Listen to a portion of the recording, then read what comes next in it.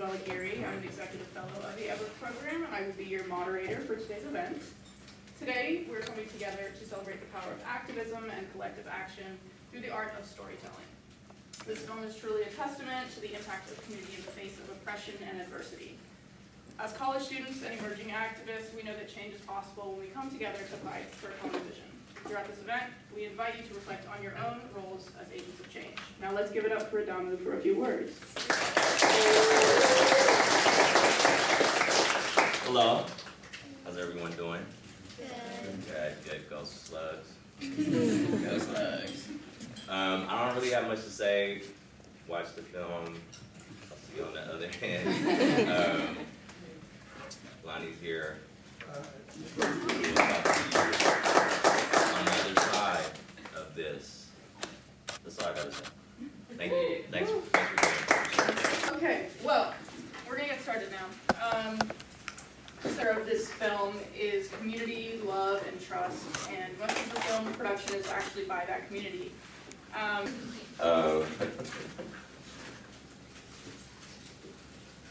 So the question is about how does community care transcend prison walls? I mean, sorry, I'm showing up too.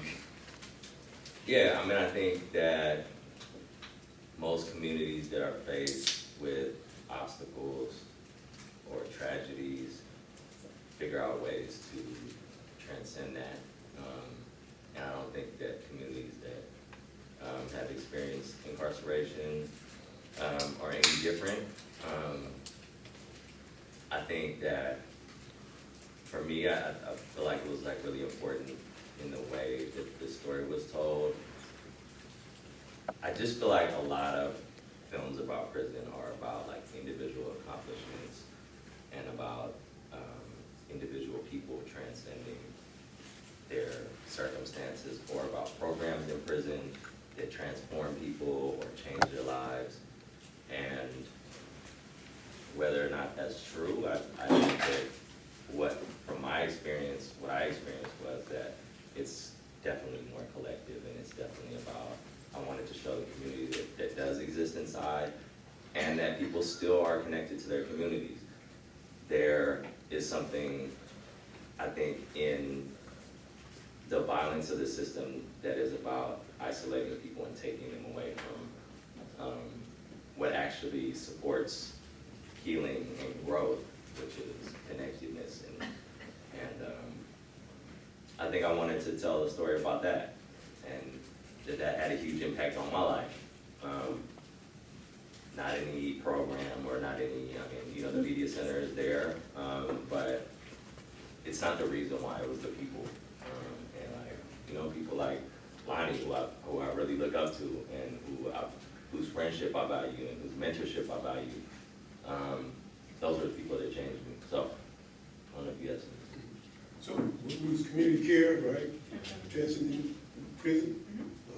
Yeah, I don't know if community care transcends prison, but I think that it's important to sustain people. I think that Rasan Thomas, New York Thomas, the brother that you saw was the last person getting out, was supposed to be here today. And he's not here because his parole agent wouldn't grant him a travel pass. So for you guys that don't know, when you get out of prison, you're most of us on what you call parole. Parole means you're really not, you're out of prison physically, but you're not out of prison in totality.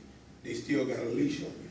And so anything you want to do, as long as you're on parole, you have to get permission to do that. So for us, like, if you want to talk about community care in a real sense, this brother's very frustrated because he's supposed to be here today. There's other places he's supposed to went to, up to Napa the other day, he can't go there.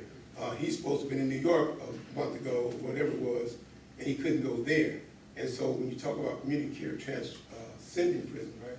Transcending prisons, it's about the people that care about you and love you. When he couldn't go to New York, he's very frustrated. You know what I'm saying? Very upset, and he had a right to be, right? Because the question is, how is it that I do 10 years, 20 years, in my case, 44 years in prison, and I get out, and I'm not out of prison? You know what I'm saying? I'm still under this control mechanism, right? And so those are the things, and not only does it impact my life in everyday life, but it impacts my life in major ways. because his missing opportunity to go to Columbia University to speak on a film that he put all his heart and soul in making is a major thing, right? Rasan not being able to be here today is a major thing. And we're there caring for him. I was on the phone with this brother, talking to him while we was going to New York. I was on the phone talking to him when I was in New York. And then when we had the event, we put him on Zoom to make sure he was there in some way. So that's community care to me. That's the epitome of community care. So it definitely transcends prisons. And I think that the reality is that in life, you gotta find out how do you care for the people you love.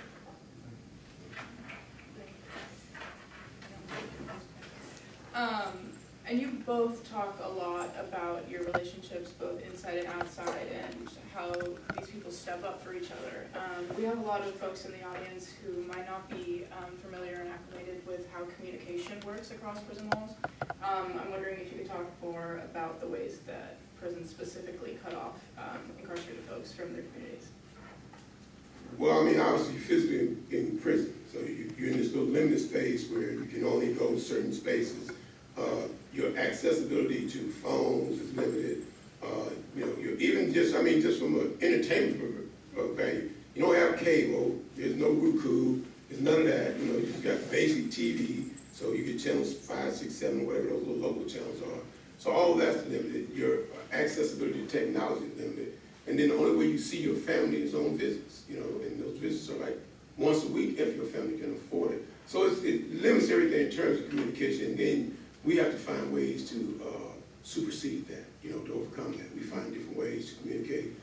If you notice that in the piece, Issa and Adamu spent time writing letters. They did a lot of letter writing.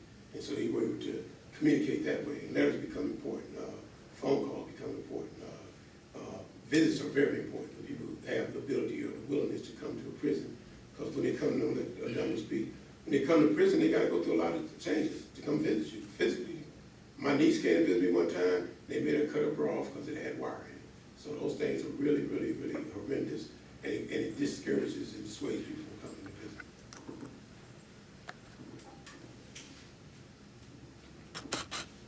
Yeah, I think everything that you said, I agree with too. You know, I wanted to show the way that people retain their connections across walls with letters, phone calls, but also through organizing and activism. I feel like it's a way that we communicate with each other and work with each other. And specifically during COVID, when everyone across the world was experiencing a lot of isolation, I feel like this community was really forming a lot of intimacy and a lot of trust and a lot of closeness. I had another point too, but I can't remember what it was. I mean, I think the other thing too, we were talking about this in the car too, is that I also feel like there's a spiritual aspect to it too. And not to like get all up here, but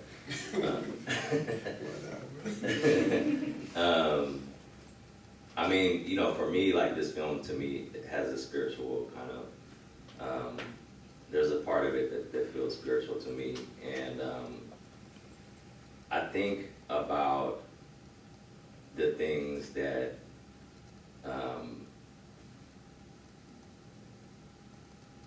I think communicate emotionally beyond words, beyond, and I think, you know, there's some parts of like music that have this and some parts of art that have this, but I think that there's something in the realm of feeling that is also a part of this film too, and a form of communication that people have that's like beyond all of that, so. COVID-19, huge part of this film, and I'm sure presented unique challenges in terms of production and filmmaking.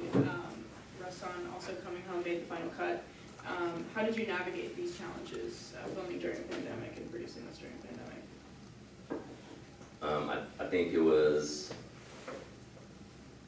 just, you know, I think there was a lot of creativity, and I think what folks who don't have a lot always lean into, which is we got to try to make something And so, you know, we were very privileged to be a part of a team inside that was doing media work, but during COVID, we didn't have access to cameras. Also, when I got out, it was very difficult for me to get the footage that I shot inside out. And so I had to be creative about that. I won't reveal my secrets. So that's, yeah. Anyways, but yeah, I just think, I think about what I really love about creativity is like, this ability to like problem solve and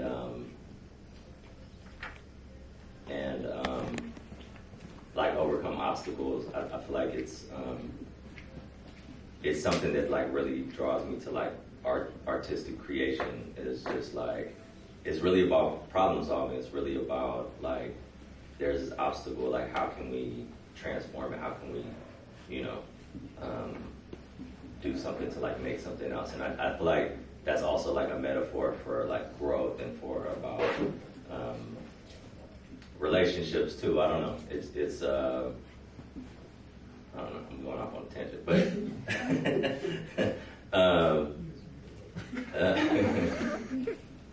yeah. I mean, I just think that like this film is so different than like the original film that I wanted to make, and that was the beauty of the process. Is like I didn't know what was gonna happen. I was like, oh, we'll just tell the story of COVID and like the organizing and stuff, but it actually turned into something. There was some intuition maybe or something. I mean, it was also like a very collaborative process and hearing from a lot of different voices and stuff, but it turned into something different. So I don't know, that's awesome. I don't know about that. I mean, that's his question. He made me feel about this. That's true. Okay, I'll give you the one. The film touches on the role of art and in the fight for abolition. Can you speak on the marriage between those two and incorporating art and storytelling as a means of advocacy, and how that was reflected in the production of the film?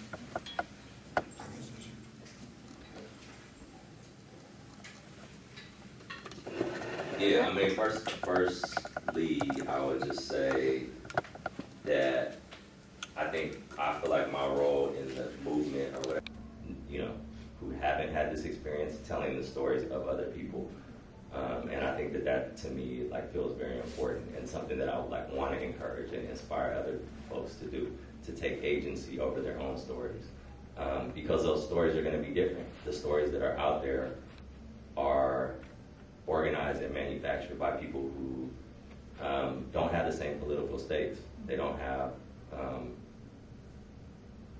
maybe the trust and love and care of, you know, the other people that are like in their position. So. Go ahead. Don, There are a lot of folks who want to plug into these movements and help support. How would you encourage the people who want to take part and uplift voices? So, I think one is, I mean, we're sitting here and I'm tripping because we see, I know you guys got a kind of thing that you got planned out, how you guys want to do this, but I think going off script is important. So I think we can dispense with all the questions and just have a conversation. For me, if I want to ask me something, just forget the QR codes and all that stuff there. Just ask me the question, and if I can answer it, I'll try to answer it to the best of my ability. Because one of the things I think that prison does is it cuts down human connection, right? And then you come back out here in society, and I did 44 years in prison, so I think I know something about isolation. And you come back here in society, and I find a society that's doing the same thing. You know, it's just cutting off human connection. We've got everything. Text me. I talk to my friends all the time, and they say, text me. And I'm like, text me? So, I got to text you and I got to text you 15 times to get an answer to a simple question, or I can just call you, you know what I'm saying? So we just get caught up in this world of technology and way we do things, format, cohorts, and all this stuff, and it really loses the point that we're making in the film, that we got to reestablish human connections, right? And to do that, people need to communicate with each other as people, not as the technology, not as the text, not as the whatever, but as human beings. We all got voices unless we have some impairments, and we can talk to each other, right? And we just lose that. And so I think that for me, in terms of the movement and getting involved in the movement, the first thing we have to do is reestablish our human connection. Get back in touch with each other and communicate with each other and talk to each other to find out where we're at, and then start figuring out ways that we can coalesce around things despite our diverse opinions about things. You know, we have different opinions. Some people this, some people that, some people conservative, some people liberal, some people all kind of stuff, right? And everybody got a right to be whatever they want to be. But the bottom line is, if we have a particular thing we're trying to accomplish, then we need to find ways to cut through all that stuff and aim for the goal we're trying to accomplish. And to do that, we need to find out how do we learn to communicate with each other in a way that's relatable to each other and that each other can respect. Can I just want to say something. I just want to expand on one thing that you were saying, because the question was about how can people get involved. And I would just say, I met Isabel, Mo, Phoenix, and Tina through organizing. And during the time, during COVID, we were all part of a coalition that was fighting to decarcerate California prisons together. And I think, you know, in that, we didn't really know each other, like our paths didn't cross like on the street or something like that. But I think being in that work together, knowing each other, collaborating with each other, and building trust through that process, like really was important, right? And like it's like bled over into this film. It's like, you know, like we collaborate on a bunch of different things. And so I would just say that to say that I feel like at a lot of film screenings, people ask me like, how can we get involved? Like now we have like this, you know, film and like we got this information, like how can we get involved? And I think I would just say, in my opinion, before like people feel motivated to jump into a movement or jump into doing something, is like, what are your relationships like with these communities that you want to help or that you want to support? And I just think that that's like a really important question, right? I think that like there are a lot of people who are supporting themselves and supporting their own communities because they love people, they really want people to be free. And I think it's like really important to understand like like your own motivations for doing things and what it means to step into you know, a space where people are like fighting for their freedom and fighting for their lives. So that's what I would say for all the young organizers, young activists. And I'm not saying that that's not what y'all are already doing, but I think that's just how I feel. And that's my piece. All right. Now we have a couple of audience questions. Let's go. The first one is about getting clearances while filming inside. So what procedures did San Quentin have in place when filming inside, and how tough was it to get those clearances? I know you can't reveal your secrets. San Quentin was a much more lenient prison, for lack of a better term, than say other prisons. If you wanted to go to Pelican Bay and film, that'd be a totally different landscape. But San Quentin, there was a person there named Lieutenant Sam Robinson.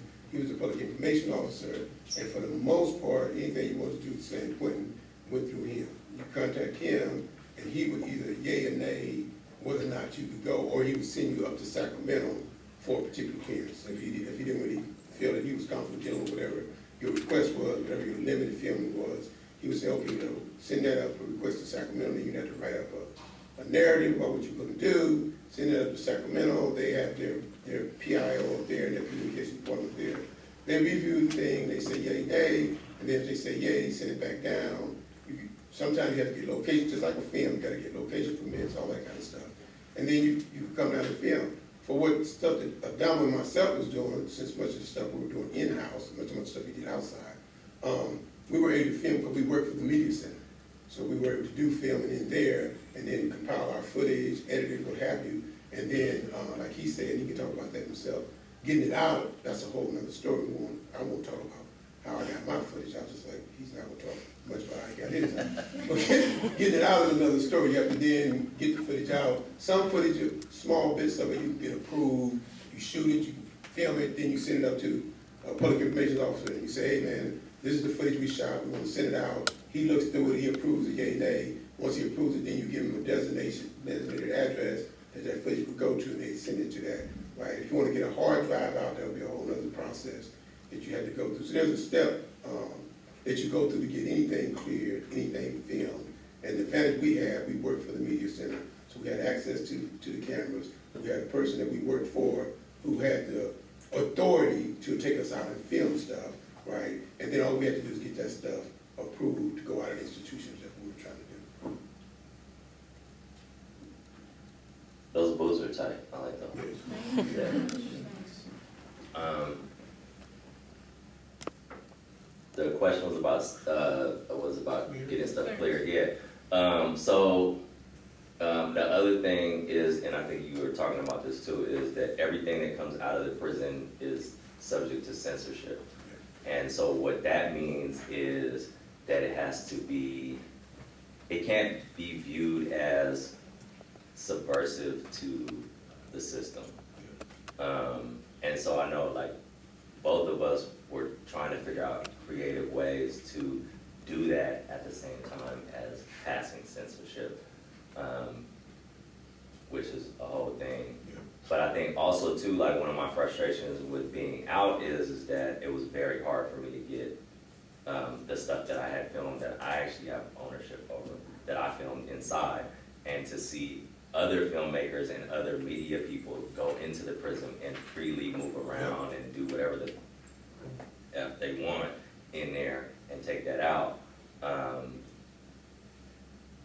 And I think that, I think the other thing too is just that, like, one thing about the media center is that it exists not because of the benevolence of the Department of Corrections, right? It is a huge part of their public relations,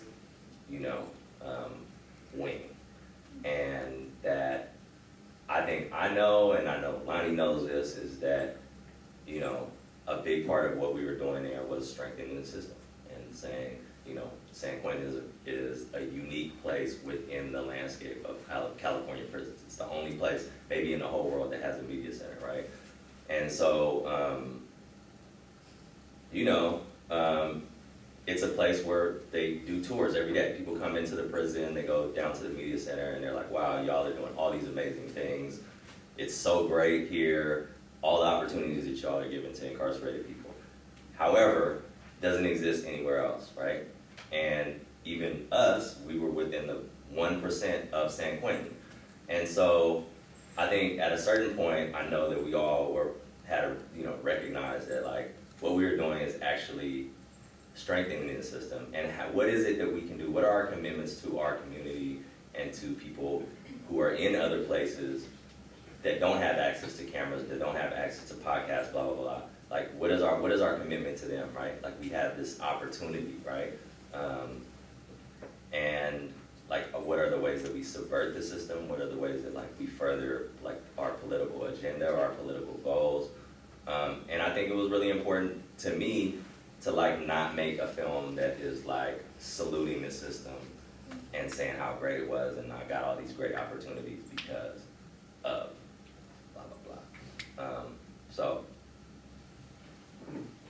Yeah, just to follow up on that, what Adam was saying. So the idea, I think, for me was, and I was in the media center for 30 years, and the idea for me was, I'm going to take what they've put before me for their purposes, like Adam said, we know it's a public relations thing, and everything in life is a negotiation. A lot of you guys are college students. Well, guess what? The college you're going to was built on the backs of somebody else, you know what I'm saying? And the benefits you reap are the benefits that somebody else paid for you to reap. And that's just the way life is to a degree. But I think the important thing for me and for anybody in life is figuring out, as Dumbo was indicating, that how do I take the things that I acquire, whether it be skills or material wealth, and utilize it for the better good of other human beings. Because the reality is, we were in Oakland a couple of weeks ago doing a rally for the district attorney, the newly elected district attorney of Alameda County, Pamela Price. They're trying to recall her already. You guys might not know that down here. But it's the same plan they use for the district attorney in San Francisco because they consider him too progressive, blah, blah, blah. They're gonna let people out of prison and all this kind of stuff here. But the issue for me was one of the mothers there was opposing it. She was like, how do you support this lady? And she's talking about letting murderers out of prison. So two things. I was a murderer, one. And the second thing is, I told her, I said, somebody is gonna sit in those spaces. There's not gonna be an absence of space in the district attorney's office. There's gonna be a district attorney there. The question about anything you do is who's gonna be there, and then how do you hold that person accountable, and how you hold yourself accountable. So somebody's gonna be in the media center. They're there now. Me and him out here talking to y'all. Right now, there's somebody in the media center. I mean, literally, right now, somebody's sitting in the media center, unless San Quentin's on lockdown. And they're doing something. So how do you get those people to think about how they're holding that space? That's with anything you do in life. You gotta figure out, if you're gonna hold a space, how are you holding the space, and who's holding you accountable for the space you're holding? So that's what we try to do. I don't have questions on here, but I'm going to do this just for Lonnie. If you had a question, can you raise your hand and say it? Hi, thank you. Yeah, you can just say it out loud. So you mentioned how we live in a culture that really emphasizes like connecting with people outside as well. Good point down there. But inmates, I want to say this, no fault of your own. So many of us try to disown that term. That's a state term that they gave us to try to disidentify us as human beings and take away our individuality and our human qualities, right? So a lot of us call ourselves incarcerated people, formerly incarcerated people, or what have you, right? Sometimes just human beings do as well, right? But in terms of your question, give me a little bit more, again, one more time, because I kind of lost myself. So we live in a society that emphasizes individualism and isolation. So what was the journey like in reconnecting with community and with the people around you? Outside? Both inside Oh, and both outside. inside. Yeah. So for me, it was interesting. I did such a long time in prison that a lot of people thought that when I got out of prison, I'd be disoriented, that I wouldn't know what to do, I'd be overwhelmed, and blah, blah, blah. And the day I got out, we were at the gate, and everybody was asking me about, man, how does it feel? And I said to them, it felt amazingly normal to me, right? Because for me, I never allowed myself to become what we call institutionalized. I never bought into the idea that you're an inmate, that you're this, you're that, you're limited. And when people from the outside, I tell people, young people that's in prison all the time, when people from the outside community came in, I made connections with them, right?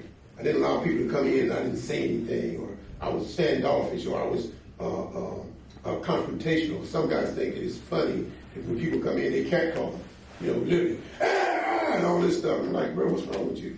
These are the people that's actually voting on laws that's going to determine whether your ass stay in prison or not, right? So you need to really think about establishing a communication, not to prove to nobody anything or show nobody you this, but just the human connection that you have. So I did that in prison, and I was able to carry that outside. So the transition for me wasn't as difficult. I developed a lot of friendships while I was in prison with outside people. When I came out of prison, there was maybe 40, 50 people at the gate.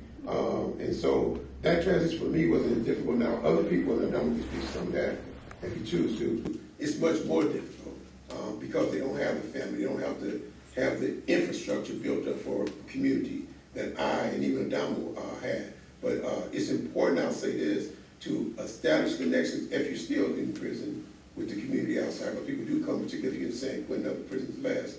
But try to maintain communication if you got family and friends. Communicate with them through writing, whatever you can. And then maintain your self of identity. Don't let the prison environment take that away, so when you come back to society, you can reintegrate in society much smoother. Thanks for your question. So for me, before I got to San Quentin, it took me 10 years to get there, and I went to 8 different prisons before that. And it's hard, it's like most prisons in California are way out in the middle of nowhere. Central Valley, Mojave Mojave Desert, way up north. And, you know, it's really difficult to maintain your ties with your family and loved ones. And also, just like Lonnie said, like, San Quentin is different. It's in the Bay Area. Like, there's a lot of people that come in. There's places where people never come in. You never see anyone from outside. And I mean, it's not just about what that does to you. I mean, I think it does something to you also, like, spiritually and emotionally, right? Feeling that far away. So it can be hard. And I think that also, too, like, people, like Lonnie said, like, people who don't get visits have to find other community inside. And sometimes that can lead you in different directions, right? You know, I mean, I think that in the film, there's, you know, a lot of it is about my relationship with Issa, and I was, like, so privileged to be able to have that relationship with her as a best friend, that even that relationship in itself was very different than, like, most of the relationships that other people were having, which is, you know, I just laugh about a lot of time when we were in the visiting room, people would be like, "Oh, is that your girlfriend? No. Is that your sister? No, it's not my sister. It's just my friend," you know. And like that, we really invested in each other and invested in our relationship for you know, a decade plus, and grew together. I was really privileged to be able to have that. But on top of that, like, I was also very privileged to be able to, like, meet amazing people and people who helped me grow and helped me find myself and find my purpose. So I guess that's the journey. I mean, I think we're all trying to find that out in our own ways, even out here, you know. Yeah. So it's not different. There's more obstacles inside, obviously. You don't have the agency or control over where you can go, where you can move, and in a lot of ways who you can associate with. But it's the same journey, right? And I just want to add one thing. And the other thing I want to add, because one of the things that I get constantly is, you know, there are some correctional staff that's in prison, and they're my friends. And people be like, "How could you be friends with them?" And they kept you in there, especially people that's really deep into the abolitionist movement and all that, and defund the police and all that stuff. And I let them know, man, listen, people are people. Human beings are human beings. And we got different paths in which we arrive at where we arrive at in life, right? And the people that you're talking about, some of those people helped me survive in prison. You talking to me about these people, and I just met you out here in the world, right? And these people helped me survive 10, 20, 30 years in prison. So don't tell me about those people unless you know those people, right? So I think it's really important when you, in anything in life, is just really recognizing that across whatever spectrum, you're gonna meet good people. You're gonna meet people that got some, I don't know, bad, whatever term you wanna use, but got ill intent, right? And then you have to figure out what that looks like for you as an individual and how you create that kind of community you was talking about with the people that value you and you find value with. Thank you. Yeah. Okay, we have time for one more question. Oh, okay, perfect. Lonnie, I really look up to you and admire you, how you are a mentor to people. I'm sure that was a transition since you went into prison at what age was it? I was 25. Yeah, that's obviously very young, younger than me. You weren't pushing 30 yet. But, sorry, just a joke. But I think... No, you really pushing 30? Yes, I'm pushing 30. I'm like, who's this little young girl much here behind me? No, I'm pushing 30. Hey, 30 doing good.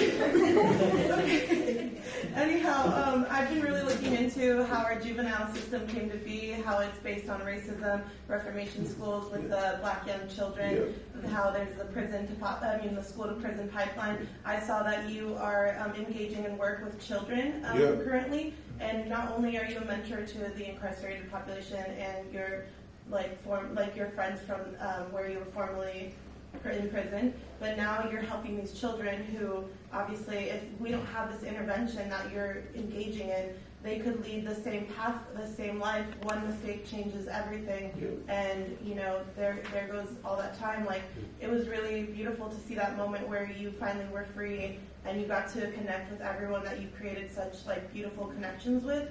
Like, I love seeing that love, and I know that you're probably spreading that same love and connection towards those younger people that might not have that. And so you were talking.